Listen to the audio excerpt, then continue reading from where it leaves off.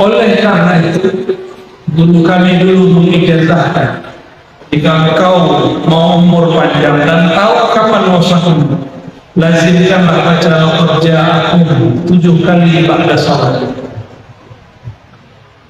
Ya, mau amal ya, amal lebih sama amal pada salat.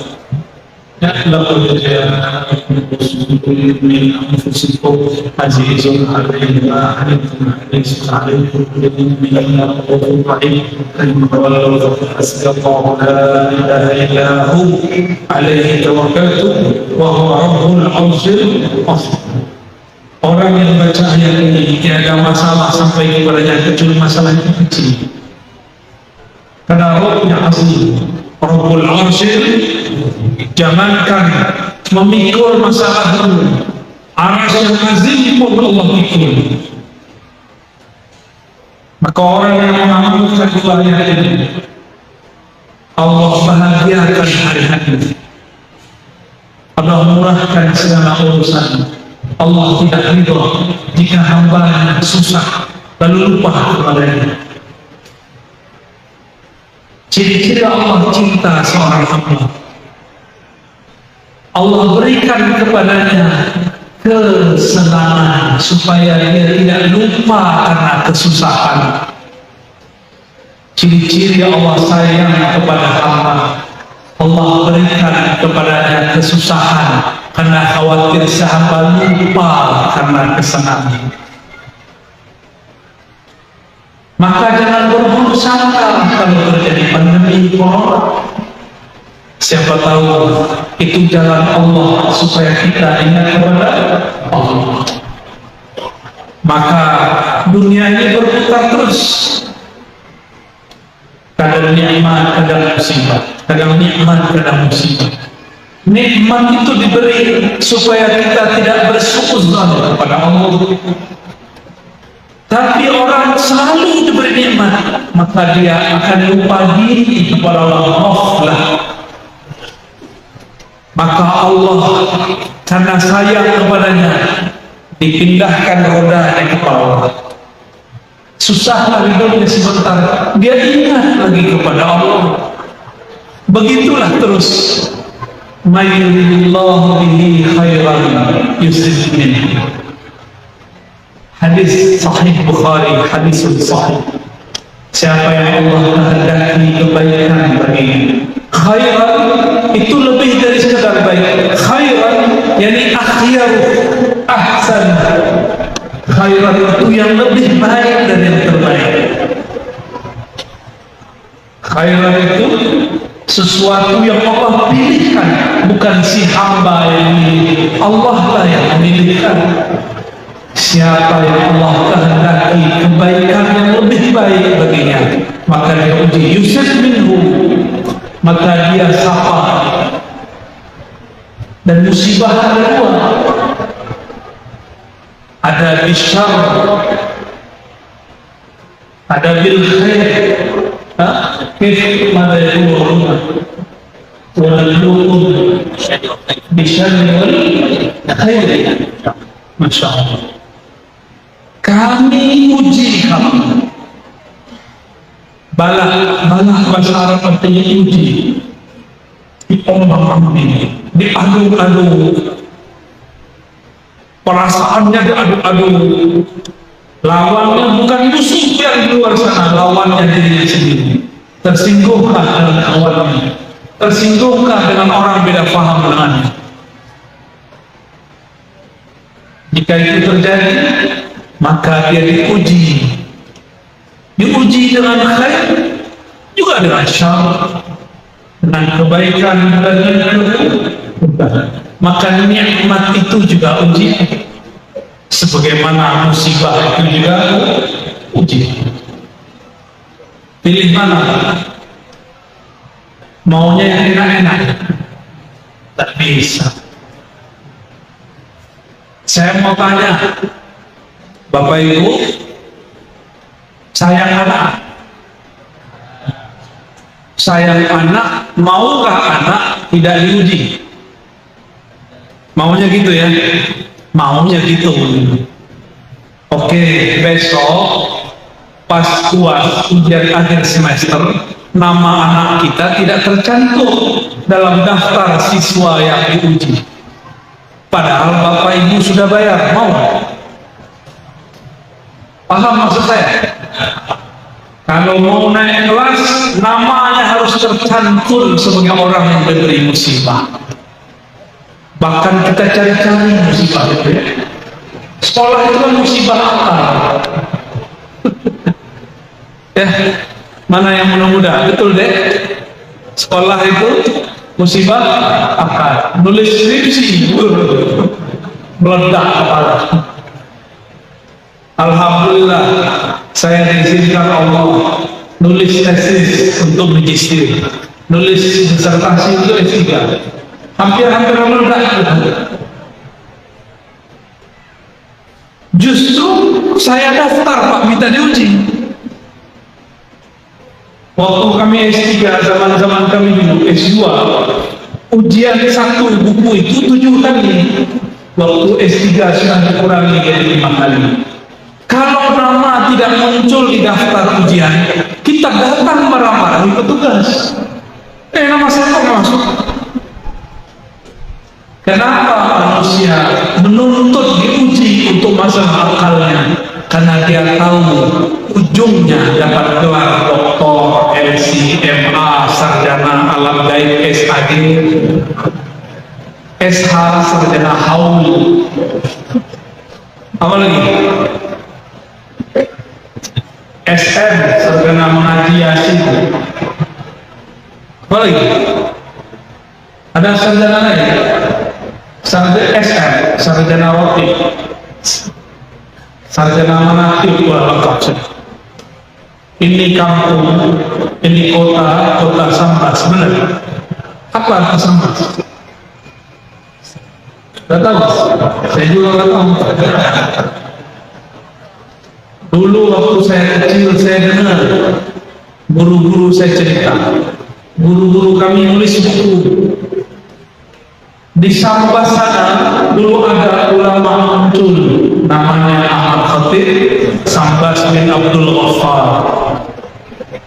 Saya bermimpi maksudnya berangan-angan, coba kalau nanti sudah dewasa saya berkunjung ke kampung Sambas. Itu dulu umur 13 tahun, sekarang umur saya 35 tahun, mau 36. Alhamdulillah Allah wujudkan. Alhamdulillah dari siang kita ziarah kepada ayahanda Syekh Ahmad Khatib Sambas, Syekh Abdul Ghaffar Qaddasallahu sirruh. Kami di Pulau Jawa, di Pulau Sumatera itu punya tarekat namanya Qadiriyah wal Naqsyabandi. Itu asalnya yang bawa orang sini, Syekh Ahmad Khatib Sambas. Masih ada orang Sambas kenal itu? Benar. Wajahnya kurang bercahaya. Insya Allah masih bercahaya. Kadang-kadang ulama itu seperti mercusuar, kata Pak. Terang dari jauh sana, tapi di bawahnya tidak terang.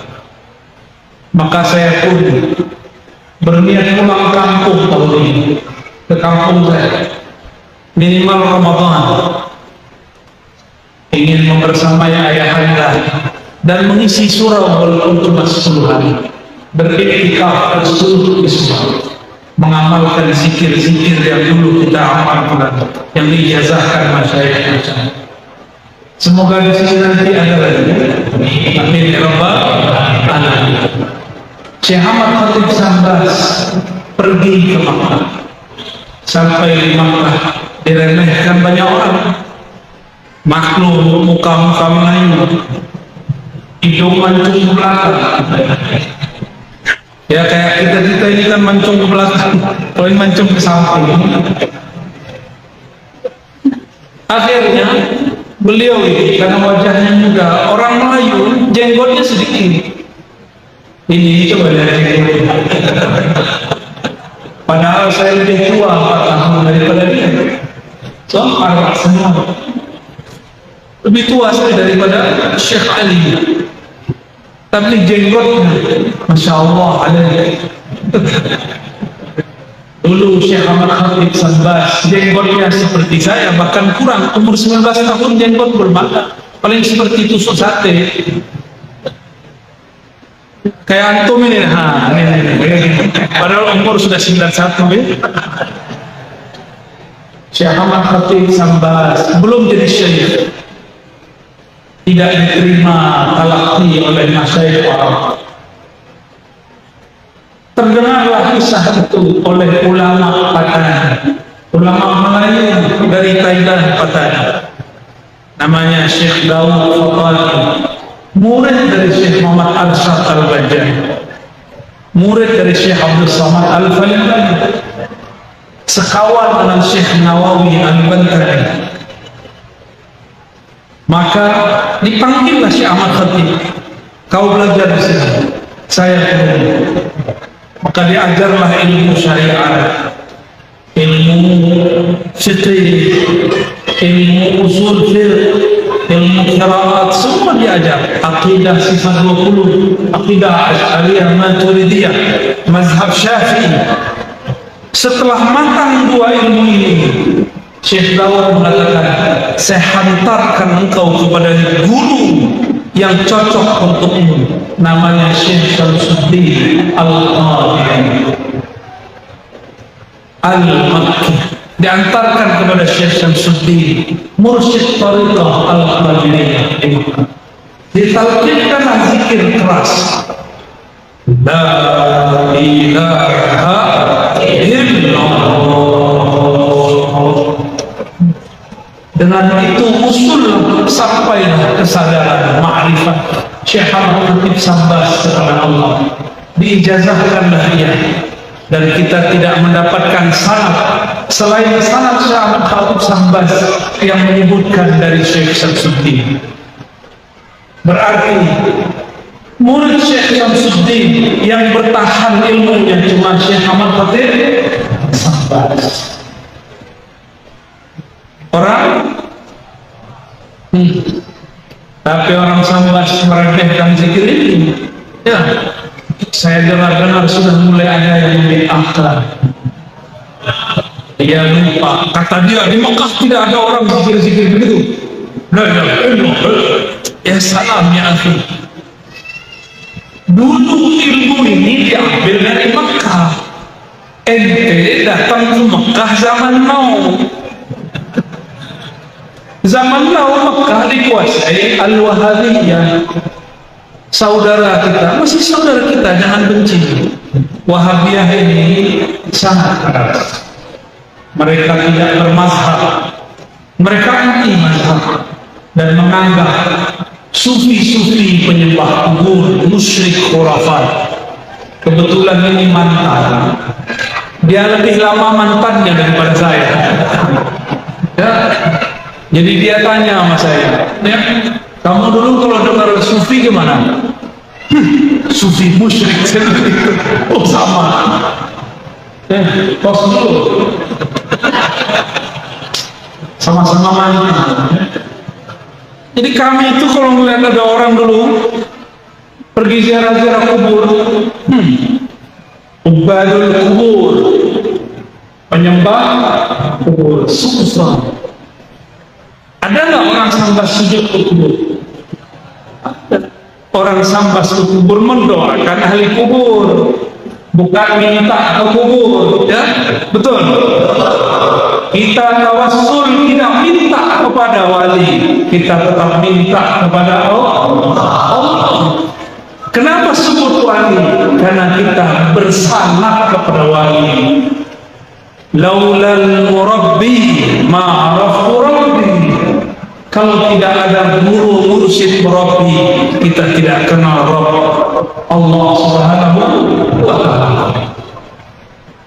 La yashkurullah, la yashkur, tidak bersyukur kepada Allah. Malam yashkurin nas, yang tidak berterima kasih kepada manusia.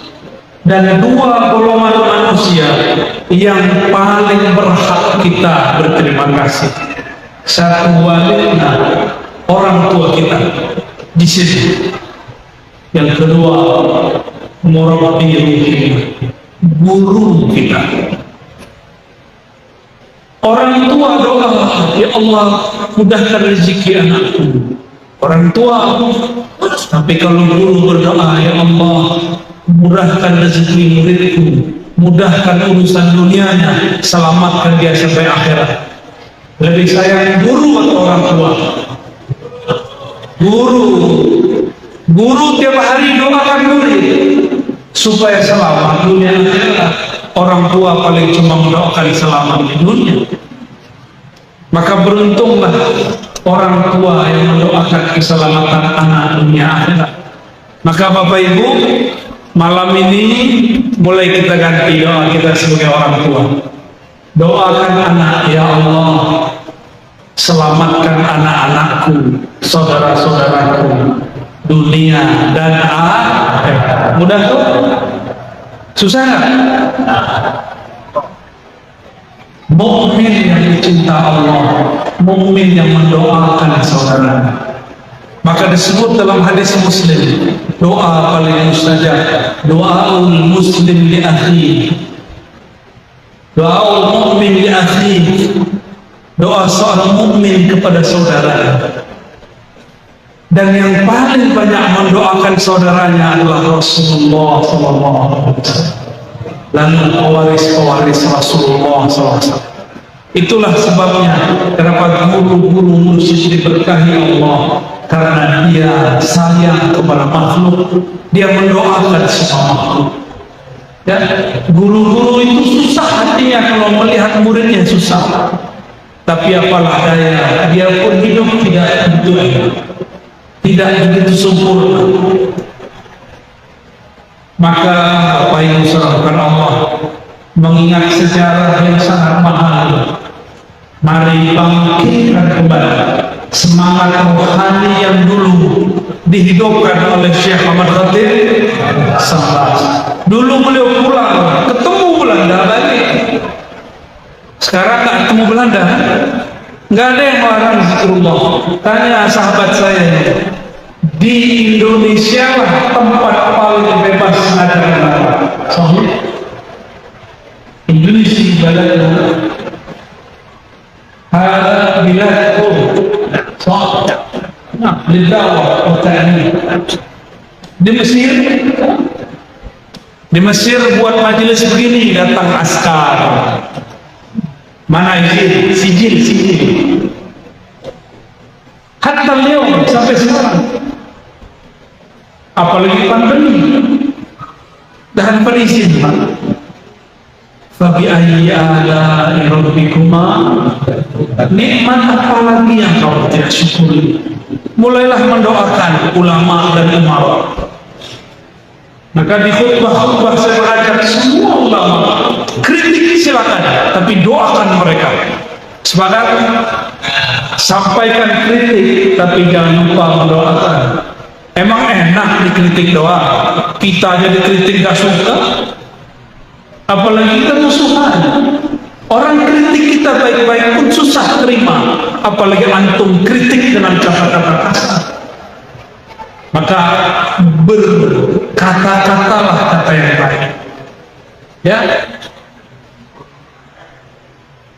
Dalam hal ini saya bersyukur bertemu saudaraku-saudaraku semua, orang-orang yang mencintai Syekh Ahmad Khatib, wali min awliyaillah. Di Pulau Jawa ada Jawa Barat, ada Jawa Tengah, ada Jawa Timur, ada Banten. Di Banten ada Syekh Asmawi, bertorikot Qadiriyah, Naqsyabandiyah, jalur Syekh Ahmad. Di Jawa Barat ada Abah Anom. Abah Anom itu bahasa Melayu Syekh muda. Di kampung saya, kalau orang dapat ijazah tarekat dia masih muda, dapat gelar Syekh muda. Tapi saya nggak mau terima gelar itu, saya gelarnya Syekh aja. nggak mau dapat gelar muda, sok-sok tua.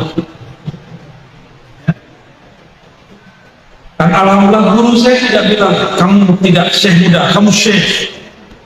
Dulu waktu masih umur 27 tahun diijazahkan thariqah Naqsyabandiyah oleh guru.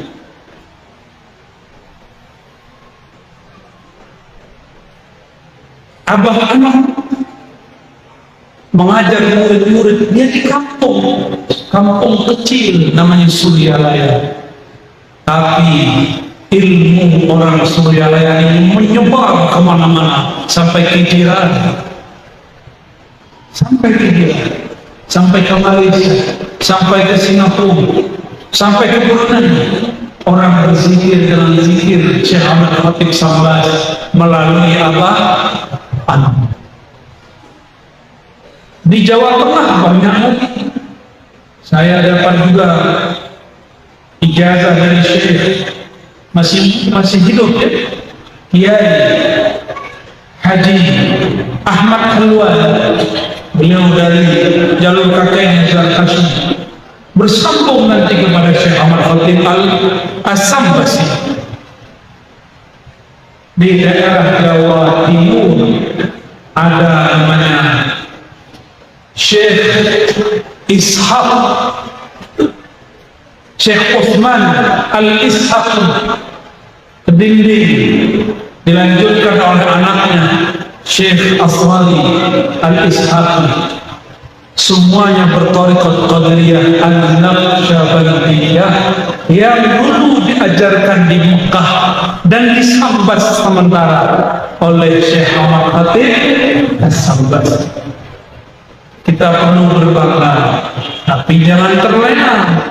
Saya ada orang Sambas, ya ini orang Sambas tahu nanti. Ya sama nggak dengan Syekh Khatib? Ya kalau nggak sama jangan bangga-bangga dulu. Ya. Baik, sudah ada ilham dari thariqah al-smartphoniyah, thariqah baru bid'ah. Kira-kira itu pengantar kajian kita malam ini, mengantarkan surat Ar-Rahman dan mengenang hamba-hamba Allah Ibadur Rahman yang bernama Syekh Ahmad Khatib Sambas. Semoga yang hadir diberkahi Allah. Amin. Saya serahkan kepada MC kalau ada yang mau didiskusi. Cara cari mursyid. Mursyid itu ada dua, ada mursyid kolektor sanad, ada mursyid wali Allah, kolektor rahmatullah, kolektor pengumpul ma'rifatullah. Kalau mursyid pengumpul ijazah banyak di dapat sanad mereka ijazah thariqat banyak. Tapi mursyid ruhani yang musul ila hadratillah tabaraka wa ta'ala, nah sangat-sangat jauh. Maka bagaimana cara menemukan mursyid? Pertama istikharah, kedua musyawarah, ketiga isyarah. Binsa'atil mari ayyastakhira ila Allah fi amri, rawahu Ahmad. Wakadzalika rawahu Tirmizi bilafzi. Ciri-ciri orang sukses, bahagia, selamat, beruntung, dia mulai berguru, bekerja, apapun itu dengan istikharah. Jangan istri dulu baru kharaf. Jadi jangan cuma mau menikah istikharah, berguru pun istikharah. Istri teman tidur, teman makan, teman hidup, tapi enggak teman mati. Dia mati kita masih hidup, atau kita mati dia hidup. Satu hidup satu mati, katanya sehidup. Tapi kalau guru kita bawa ilmunya sampai ke alam barzakh, kita bawa sampai kepada mahsyar ke mizan, sangat tersirat. Jadi pertama apa? Sudah musyawarah, minta nasihat kepada ulama yang mengerti tasawuf.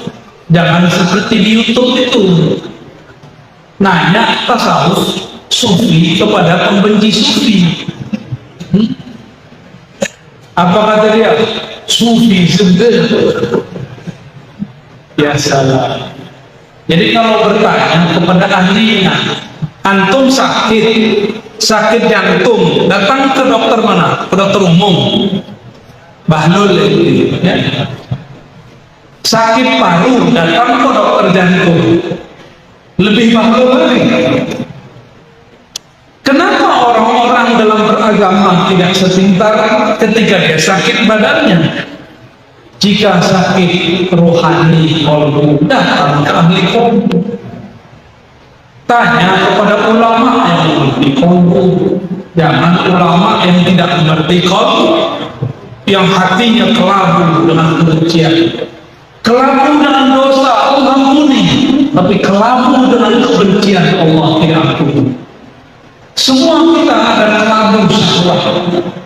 Di kolbunya ada belenggu syahwat. Allah ampuni. Kita naik turun iman kita karena syahwat. Allah ampuni.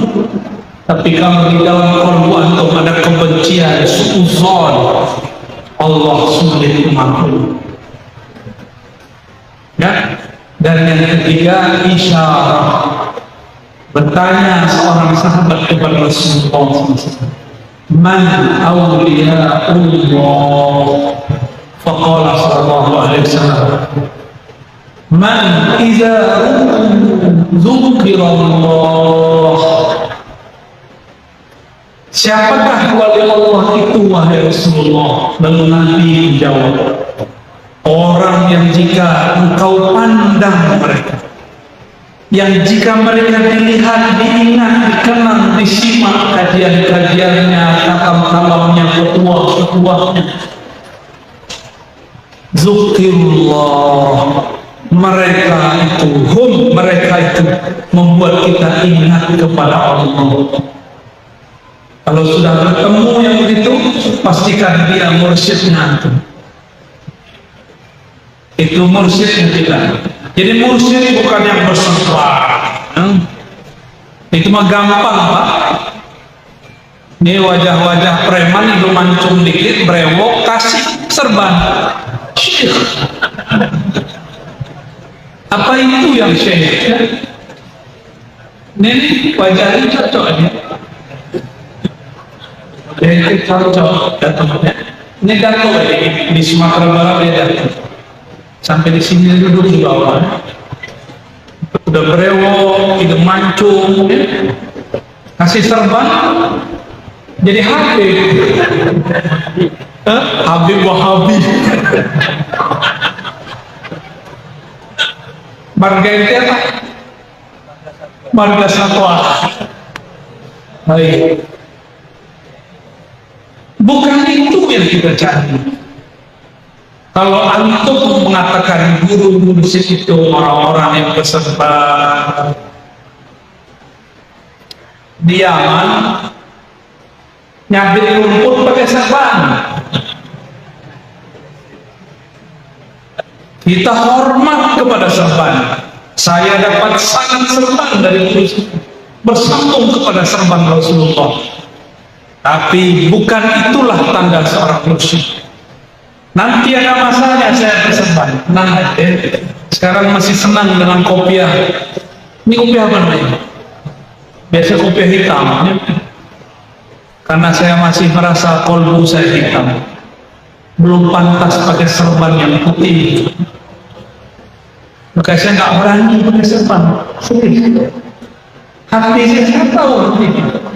Allah Maha tahu isi hati saya. Maka saya belum merasa pantas menggunakan imamatul Rasul sallallahu alaihi wasallam. Ya, belum pantas. Insya Allah nanti yaumim ma, ya, di suatu saat Jika Allah sudah takdirkan guru saya memerintah, saya pakai serban. Ya, dok main serban pakai nafsu. Nanti malu-maluin serban. Perban aja otaknya. Ya. Baik. Sudah terjawab? Pertama apa? Istikharah. Kedua, musyawarah. Ketiga, isyarah. Berarti menggunakan sir. Wallahu a'lam bishawab. Qul in kuntum tuhibbuna Allah fattabi'uni. Jika engkau cinta mahabbah kepada Allah, mahabbah kepada Allah puncaknya dalam salat, maka fattabi'uni, ikutilah aku. Rasulullah turunkan makna ayat ini, sallu kama ra'aitumuni usolli, rawahul Bukhari. Kalau engkau sholatlah seperti engkau melihat aku. Maka sahabat sebelum sholat mereka membayangkan Rasulullah di depannya. Itu disebut rabitatul syaikh, rabitatul mursyid. Al-mursyid al-haqiqi Sayyidina Nabi sallallahu alaihi wasallam. Cuma karena kita belum bertemu beliau, maka kita diizinkan bersanad, berijazah, berguru kepada orang yang punya silsilah sanad kepada Rasulullah sallallahu alaihi wasallam. Seperti Syekh Ali ini baca Quran karena tidak temu Rasul.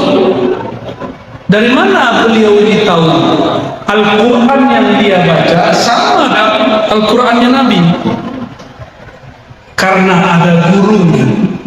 Maka tanya beliau ini, intalau ulama kaum Ubaidah antara Al-Quran dan Syekh Muhammad. Itu musyrik.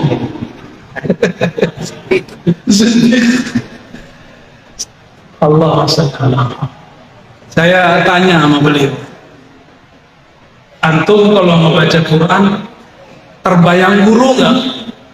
Cara membacanya, cara mengajarnya? Dia bilang iya. Saya langsung bilang ente musyrik. Dia jawab hadis zindik. Pas ya. Sesama mantan begitu. Baik. As-salafi as-salih. Salafi salih. Anak kadzalik. Alhamdulillah. Jadi ibu, bapak semua, bolehkah berrabithah, mengkaitkan qalbu kepada guru? Bukan hanya boleh, itu perintah Rasulullah SAW. Karena sahabat gurunya Nabi, maka yang diingatnya Nabi. Kalau kita gurunya, guru ngaji di TPA, ya itu yang diingat. Yang sudah belajar zikir yang diingat, guru zikirnya. Yang punya gurunya wali, ingatlah gurunya wali sebelum berzikir. Bukan saat berzikir. Apa yang diingat? Kalau ingat guru, pasti ingat tekniknya guru, ajarannya guru. Maka mengingat guru bagian daripada mahabbatul Rasul. Man ahabba syuyukh ahabba Rasul sallallahu alaihi wasallam.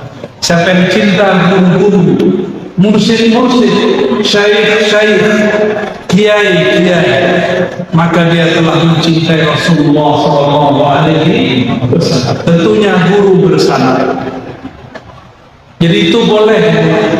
Namun sebelum sholat atau sebelum bergerak, sebelum rukuk, teringat cara rukuknya. Di dalam sholat pun masih boleh, tapi teringat gerakannya, teringat zikirnya. Itulah makna sallu kama ra'aitumuni usolli. Ahli fikih alihan Nabi sholat keluarlah arkan wa syurut, rukun dan syarat, semuanya amal zahir.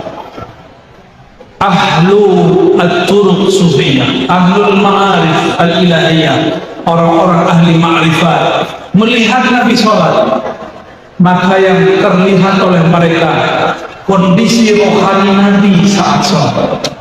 Itulah Sayyidina Ali, Sayyidina Abu Bakar, Sayyidina Umar, Sayyidina Utsman, Sayyidina Talha, Sayyidina Abu Mas'ud, sahabat-sahabat.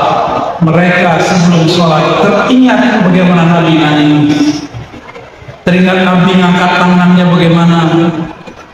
Bukan lihat buku Sahih Bukhari, ya. Kalau lihat buku bisa sholat gak? Buku bisa sholat? Maka sholat yang sah bukan membaca buku. Sholat yang sah mengikuti gerakan guru.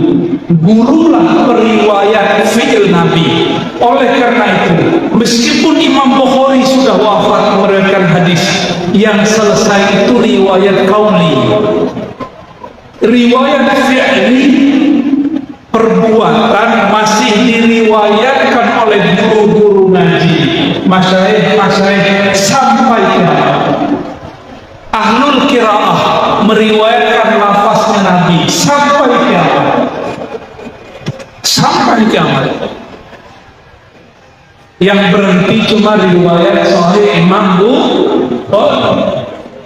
Tapi riwayat rohani Nabi tidak berhenti. Maka nur Rasulullah turun ke Sayyidina Ali, Sayyidina Abu Bakar, sahadat ulama sampai ke kolom kita. Itulah yang bercahaya di kolom. Itulah maksudnya, jika engkau sholat, maka pandanglah aku sebagaimana engkau memandang aku, begitulah cara engkau sholat. Sebagaimana engkau memandang aku zikir, begitulah engkau berzikir. Tapi nanti sholat, sahabat beda cara. Sayyidina Abu Bakar kalau takbir suaranya hilang, Allah langsung menangis. Dia tidak sanggup membaca nama Allah satupun. Langsung suaranya menangis. Baik dengan Sayyidina Umar, seperti Syekh Ali tadi, ya. Bismillahirrahmanirrahim. Sekarang ada lagi cara baru. Bismillahirrahmanirrahim. Alhamdulillahirabbil alamin. Arrahmanirrahim. Ya salah. Itu enggak bergurunya kepada YouTube. Wali YouTube. Orang wali YouTube, dia wali YouTube.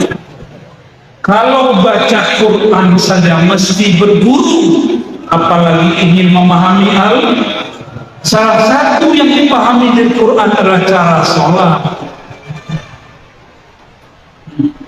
Ya, jadi jangan ikutin suara. Mentang-mentang sudah baca ini, kawan kita satu fasenya, ya ayyuhal kafirun.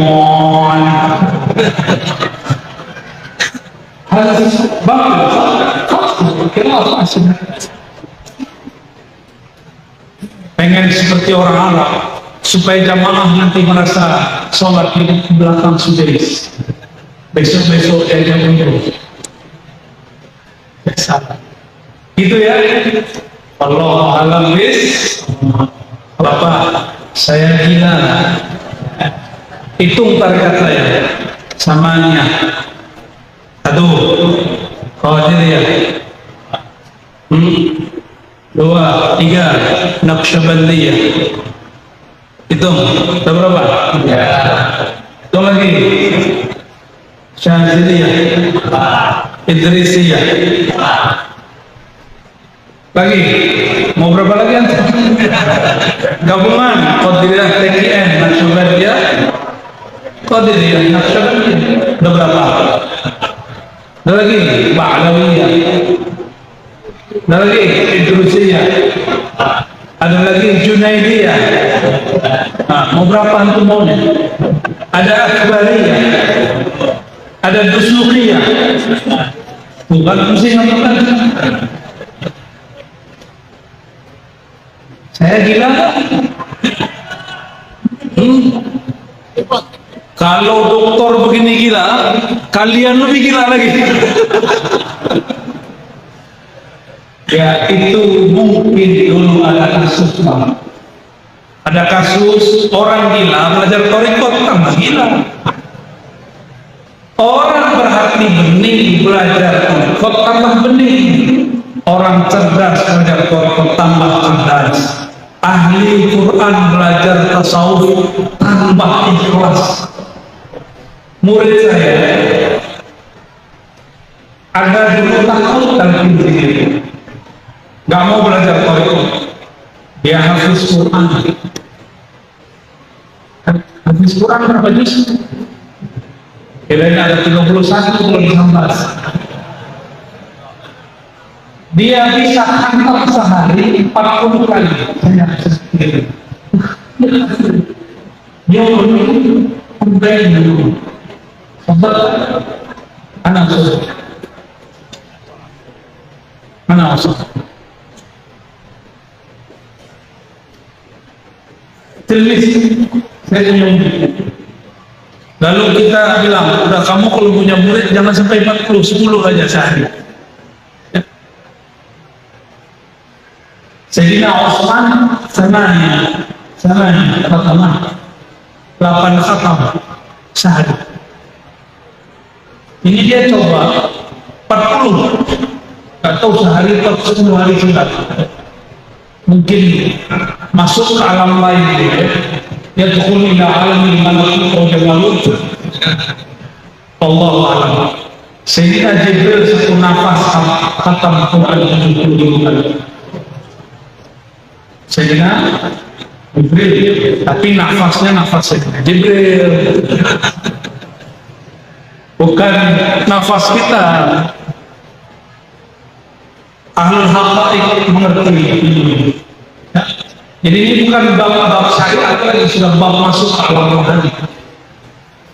Tapi dia kalau mau khataman pusing dulu. Wah, mau khataman takut salah, mau mimpin jadi imam khawatir salah. Ini ada 2 orang yang begini, takut ditalqin, tapi kemudian hatinya minta ditalqin. Kita talqin zikir. Sejak saat itu kalau takrir 1 juz cukup 3 sampai 5 menit. Takrir selesai, langsung dia maju. Maka orang ahli Quran belajar zikrullah, zikir khafi, maka hafalannya tambah dhabit, tambah kuat. Ahli fikir belajar zikir, maka pemikirannya tambah tajam dan tenang. Hilanglah kesombongan. Orang kalau cuma belajar pemikiran, tidak belajar ilmu qalbu, bertambah ilmu, bertambah sombong. Mau? Tambah ilmu, tambah sombong, mau? Tambah hafalan, tambah sombong, mau? Maka harus belajar zikir. Belajar zikir, wadahnya cuma toriko, nggak ada lagi. Cuma belajar toriko, sufi nggak ada lagi. Syekh Ahmad Khatib Sambas membawa 3 ini: akidah Ahlus Sunnah, mazhab Syafi'i, tasawuf. Sebenarnya beliau mengajarkan 5 tarekat, 5 tarekat, cuma disederhanakan jadi 2. Jadi tarekat beliau selain Naqsyabandiyah, Qadiriyah, ada lagi Al-Fasiyah, ada lagi Junaidiyah, ada lagi As-Samaniyah. Tarekatnya Abah Burus Kumpul digabung, disederhanakan menjadi Al-Naqsyabandiyah dan Qadiriyah atau dibagi. Apakah Syekh Ahmad Khatib Sambas gila? Di Mesir dan Syekh Habibullah, walaupun ada muskilah sia-sia, tapi karena zatria betul-betul cerdasnya bukan main. Ada pertanyaan apa saja dijawab dengan hujah yang sangat jelas. Mursyid tarekat, jadi mufti di Mesir.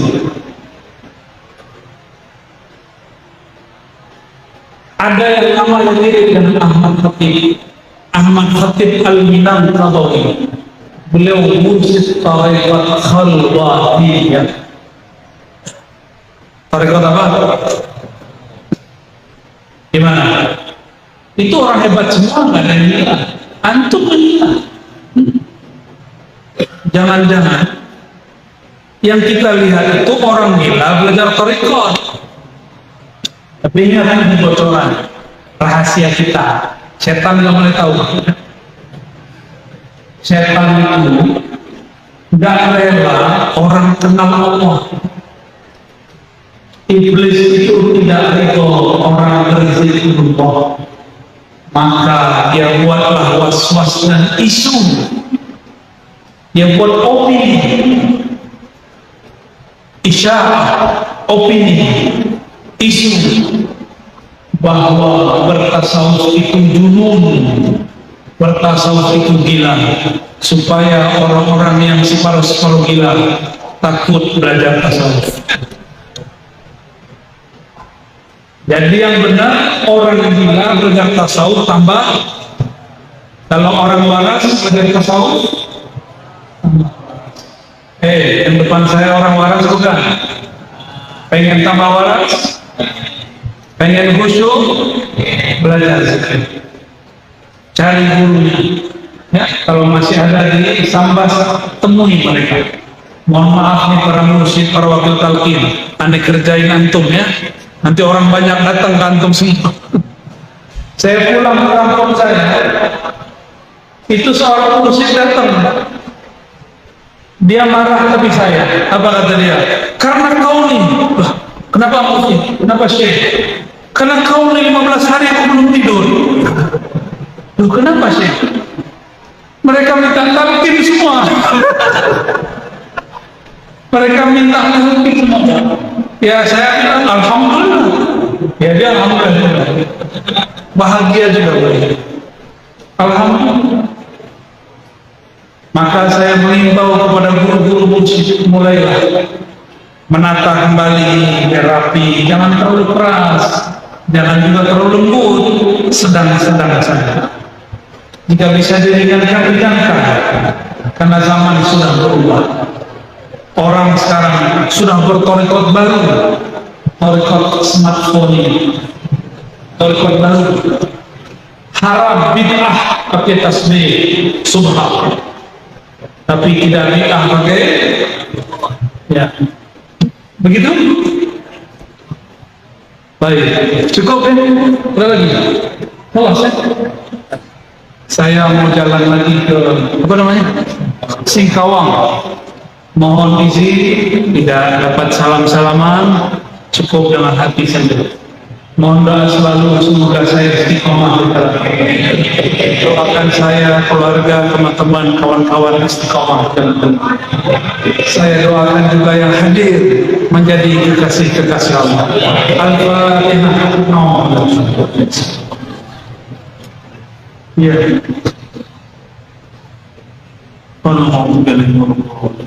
Allahumma rahman wahai yang maha pengasih, sayangilah kekasih kami baginda Nabi Muhammad sallallahu alaihi wasallam. Salli ala habibina sayyidina Muhammad. Allahumma balligh salamana wa tahiyyatana ila sayyidina Nabi sallallahu alaihi wasallam. Ya Allah, sampai dua salam rindu kami kepada baginda Nabi Muhammad SAW. Ya Allah, kalbu kami penuh dosa, kalbu kami penuh dengan dosa, kalbu kami di dalamnya ada zulmat, kegelapan, ada kejahilan. Engkaulah yang meneranginya, ya Allah, ya Nur, ya man huwa nurun ala nur. Wahai pemilik cahaya, wahai yang menerangi alam semesta, terangilah amal kalbu kami dengan nur mengenal Allah, nur ma'rifat kepada Engkau, nur zikrullah, menyebut-nyebut nama. Ya Allah, saksikan malam ini kami mengakui semua dosa-dosa kami, semua masa lalu kami yang penuh dengan maksiat, semua masa lalu kami yang penuh dengan kegelapan, semua masa lalu kami yang penuh kebanggaan. Hanya Engkau lah ya Allah yang dapat mengampuni. Meskipun dosa kami sepenuh langit dan bumi, ya Allah, ampunan Engkau memenuhi arasmu, ya Allah, maka birahmatika ya Allah faghfir lana wa li jami'il hadirin wal hadirat. Dengan rahmat Engkau yang maha luas, sayangi semua yang hadir, baik yang laki-laki maupun perempuan. Allahumma ya Rahman ya Rahim ya Karim, birahmatika Fakhtimna bihusnil khatimah. Ya Allah, dengan kasih sayang Engkau, maka hidupkan kami dengan nama, dengan mengenal Engkau, dan wafatkan kami dengan menyebut nama, dengan mengenal Engkau. Amin ya rabbal alamin. Rabbana atina fid dunya hasanah wa fil akhirati hasanah wa qina adzabannar. Bi jahi Nabi sallallahu alaihi wasallam. Alhamdulillahi rabbil alamin. Mohon izin, assalamualaikum warahmatullahi wabarakatuh.